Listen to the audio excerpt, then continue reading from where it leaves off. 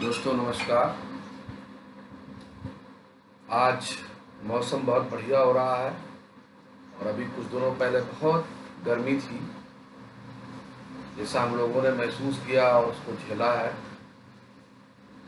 तो वर्तमान समय में आप देख सकते हैं कि जो मौसम की अति हो रही है, कभी बहुत तेज गर्मी हो रही है, बरसात हो रही है, और जो मौसम बदल रहा है बहुत ही असहनीय तरीके से बदल रहा है। तो एक तरफ हम देखते हैं इसके लिए जिम्मेदार कौन है। तो देखा जाए कि वर्तमान समय में लोगों के पास धन संपदा आ गई है, और जैसे जैसे धन संपदा आती है उनकी जीवन शैली जो है वो भौतिकता के चकाचौंध में खो जाती है। अगर देखा जाए, माना यह जाता है कि जो शिक्षित वर्ग है उसके ऊपर समाज को आगे ले जाने की जिम्मेदारी है। लेकिन अगर हम देख रहे हैं कि जो शिक्षित वर्ग है, जो बौद्धिक वर्ग है, कहीं ना कहीं वो भी प्रकृति के जो संसाधन हैं उनके साथ खिलवाड़ कर रहा है। क्योंकि जो दोहन की क्षमताएं हैं वो पूंजी के पास होती हैं, और पूंजी अमीरों के पास है, और उस पूंजी का जो उत्पादन होता है उससे जो समाज के बुद्धिजीवी वर्ग है, बुद्धिमंत के पास पैसा है, संसाधन है, पावर है, उसका वो उपयोग करते हैं। और धीरे धीरे हम पूंजी में अमीर हो रहे हैं, संसाधनों से, जो प्राकृतिक संसाधन है उनसे हम धीरे धीरे दूर होते चले जा रहे हैं। और आने वाला एक समय ऐसे आएगा कि जो हमारा नेचर है, जो प्रकृति है, वो भी हमें आर्टिफिशियल तैयार करनी पड़ेगी आने वाली जनरेशन के लिए। जैसे गर्मी आती है, पानी की समस्या शुरू हो जाती है, छाया की समस्या शुरू हो जाती है, और जो नेचर में बदलाव है वो भी एक दिन में नहीं आया है। जैसे सरकारें विकास करती हैं, अब अगर एक कहा जाए कि सरकार का विकास तो जरूरी है, विकास नहीं होगा, तो देखा जाए कि जो सरकारी विकास है और जो पर्यावरणविद है उनके बीच कंट्रोवर्सी है। सरकार की कुछ चीजें तो कागजों पे होती है लेकिन जमीनों पे नहीं होती। वर्तमान समय में भारत जो है सब विकास की धुरी बना हुआ है, चारों तरफ विकास ही विकास चल रहा है। जहां मैं रहता हूं वहां उस नगर में भी विकास ही विकास हो रहा है, खुदाई हो रही है। और विकास में सबसे पहले किसी की भेंट चढ़ती है तो वो है पेड़। पेड़ों का विकास एक दिन में नहीं होता, एक सरकार की बस की बात नहीं है, लेकिन वो एक दिन में समाप्त जरूर हो जाते हैं। आज से 20 साल पहले जब मैं शहर में आया था, दिल्ली रोड, नैनीताल रोड, ये जो रोड थे वो पेड़ों से आच्छादित थे, और धूप बहुत कम ही नजर आती थी सड़कों पर। और आजकल वर्तमान समय बदला है कि हमारे सड़कें जो है वो 6 लेन 4 लेन हो गई हैं, और छाया दूर दूर तक नहीं है, जिससे जो यातायात की सुगमता नजर आती है उसकी भयावहता भी है कि अगर आपकी गाड़ी या फिर ट्रेजेडी कुछ हो जाए तो आपके पास सर छिपाने का एक छाया का कोई संसाधन नहीं होगा, वहां बैठ के आप अपना सुकून से बैठ सके और इंतजार कर सके मौसम में। दूसरा ये था कि जो मध्यम वर्गीय जिनके पास संसाधन नहीं है, एसी गाड़ियां नहीं है, बसें नहीं है, या जो महंगे संसाधनों से नहीं चल सकते, वो पहले साइकिल से चला करते थे। अब जो साइकिल चलन है वो भी शौकीन हो गया है, लेकिन जो गरीब परिवारों का संसाधन था शहर आने और जाने का, वो लगभग लगभग इस वजह से समाप्ति की ओर है, क्योंकि छाया है नहीं। अगर वो चलेंगे, रास्ते में थकान होती है तो कहाँ बैठेंगे, किसके सहारे बैठेंगे। तो एक तो ये हो गया कि धीरे धीरे पेड़ों का शहरों में लगभग लगभग समाप्त है। अब नया कॉन्सेप्ट देखा गया, कुछ होटल्स में देखा है कि रियल प्लांट तो हटा दिए हैं, लेकिन उन्होंने क्या करा है, आर्टिफिशियल प्लास्टिक के प्लांट जो है वहां पर लगा दिए हैं, और उनके अंदर लाइटिंग्स फिट कर दी, आपको बहुत अच्छे लगते हैं, आप सेल्फी लेते हैं।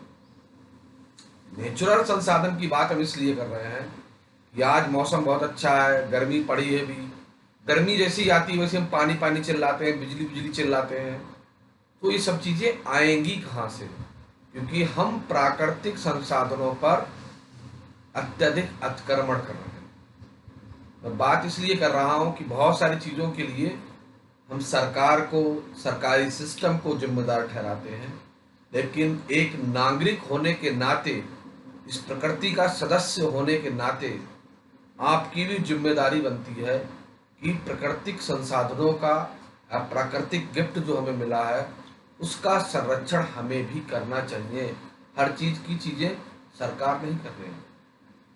जैसे 5 तत्व माने जाते हैं, इसमें पृथ्वी भी है, वायु भी है, जल भी है, अग्नि है, और ये चीज़ों पर जो देखा प्राकृतिक, इनसे शरीर पूरा नेचर बना हुआ है। और देखा जाए यही चीज़ें आज के समय में प्रदूषित होती चली जा रही है। अगर देखा जाए समुद्र तक इस प्राकृतिक का जो संसाधन था वो भी पॉल्यूशन से अछूता नहीं है, वो भी कचड़े का ढेर बनता चला जा रहा है, और वहाँ भी जो प्राकृतिक संतुलन है वो बिगड़ रहा है। तो मैं आज इसलिए आप लोगों से बात कर रहा हूँ, की बात रख रहा हूँ कि जैसे कि जल स्तर की समस्या है शहरों की, महानगरों की, तो इसके लिए कोई सरकार कुछ नहीं करने वाली है, ना करेगी, पक्का माल में। जो भी जल संकट आएगा आने वाले भविष्य में, आने वाली पीढ़ियों में, उसके लिए आप जिम्मेदार खुद होंगे और भुक्तभोगी भी खुद होंगे। साफ पानी नहीं पी रहा है ये भी आप जिम्मेदार हैं, खुद जिम्मेदार है इसके लिए, क्योंकि जितना हमारा हिस्सा है कहीं उससे से ज़्यादा हम प्राकृतिक स्रोतों का दोहन करते हैं, लेकिन उनका संरक्षण नहीं करते।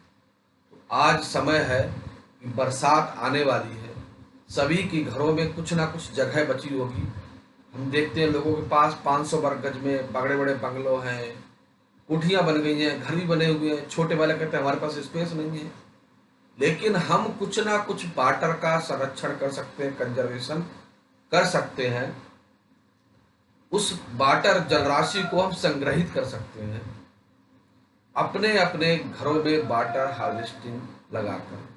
जो छतों पर पानी आता है वो बह के नालियों में जाता है, नालियों से नदियों में जाता है, और बाद में वो क्या होता है, एक बाढ़ का रूप धारण कर लेता है, फ्लड बन जाती है, और फ्लड से मिट्टी का कटाव हो रहा है, एग्रीकल्चर लॉस हो रहा है, नगरों में घर गिर जा रहे हैं, बीमारियां फैल रही हैं, और अंत में जाकर वो समुद्र में मिल जाता है। तो बारिश भी एक देखा जाए प्राकृतिक गिफ्ट है, जो आप साल में 4 महीने के लिए आता है, और आप अगर चाहें तो अगले 8 महीने के लिए वाटर को कुछ ना कुछ रूप में संरक्षित कर सकते हैं, जो आपकी काम में आएगा।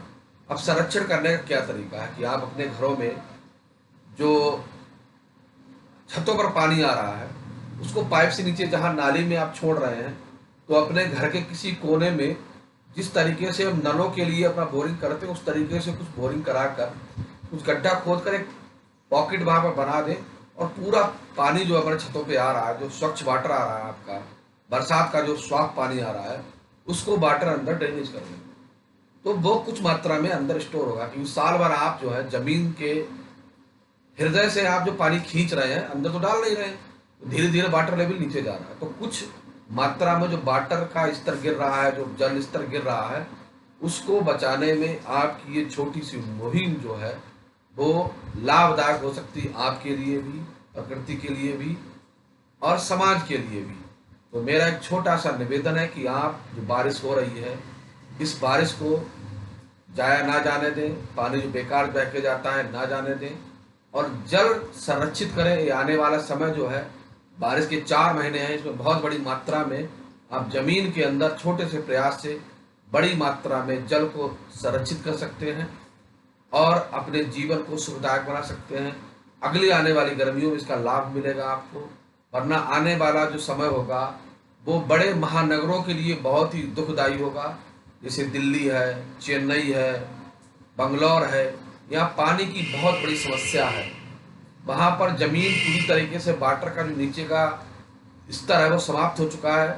पानी नदियों के दूसरे स्रोतों से आता है, फिल्टर होके आता है, और बहुत गंभीर समस्या जो है पानी के आने वाले समय में होगी। तो समस्या उत्पन्न ना हो, तो हमारी सभी लोगों से निवेदन है इसके लिए कि बहुत ज़्यादा पैसा खर्च नहीं हो रहा है, बहुत ज़्यादा इंजीनियरिंग नहीं हो रही है। आप अपने आसपास अपने घर में वाटर को संरक्षित कर सकते हैं, जो बरसने के बाद आपके घरों से, आपके आसपास से बह के नदी नालियों में जाता है और वो बर्बाद होता है और अनावश्यक समस्या उत्पन्न करता है। इससे महानगरों की समस्या इस समय क्या है, छोटी सी बारिश होती है और सड़कें पानी से लबालब हो जाती हैं, जिससे यातायात में दिक्कत आती है और वो पानी बाद में सीवर लाइन के थ्रू बह के चला जाता है। हमारे घरों में टाइल्स लगी, अच्छी बात है, आपने अच्छे घर बनाए हैं, बहुत अच्छी बात है। और अपने आसपास अपने घरों में एक वृक्ष जरूर लगाएं, क्योंकि इतनी जगह रहती है कि एक वृक्ष आप लगा सकते हैं, चाहे घर कितना भी छोटा क्यों ना हो। और हम नहीं कह रहे हैं पीपल बरगद आप लगाइए, कोई फलदार वृक्ष आप लगाइए, आपको फल भी मिलेंगे, आपका वाटर को स्टोरेज करने में हेल्प भी करेगा और आसपास के वातावरण आपको ऑक्सीजन भी प्रोवाइड कराएगा। तो यही आज हमारा सुबह निवेदन था कि आप लोग प्रकृति संरक्षण में अपना योगदान दें और खुद के जीवन को सुंदर बनाएं, अपनी आने वाली पीढ़ियों को सुंदर पर्यावरण दें। नमस्कार, धन्यवाद।